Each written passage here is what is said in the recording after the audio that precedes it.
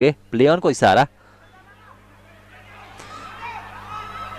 र यो उत्कृष्ट गोल त्यहाँ गल्ती गर्न पुगेको थियो त्यसको भरपूर फाइदा उठाएको छन् त्यहाँ एपीएफ का प्रदीप लामाले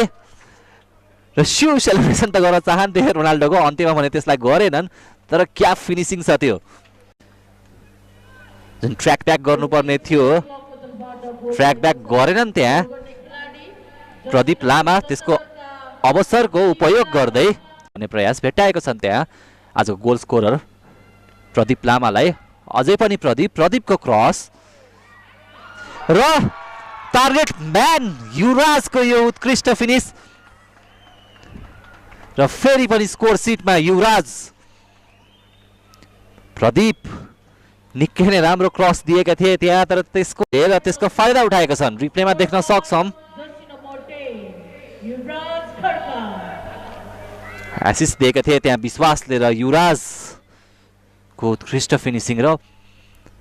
सङ्कटाको यो डिफेन्सलाई भने प्रश्न चिन्ह उठेको छ युवराजलाई होल्ड गर्नुपर्ने जरुरत थियो खुला छोड्दिएका छन् त्यहाँ युवराजलाई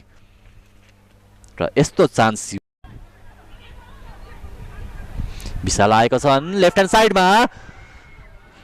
राम्रो अपर्च्युनिटी र त्यसलाई क्यापिटलाइज गर्दै गोल फर्काउन सफल यहाँ संगटाका गणेश हमाल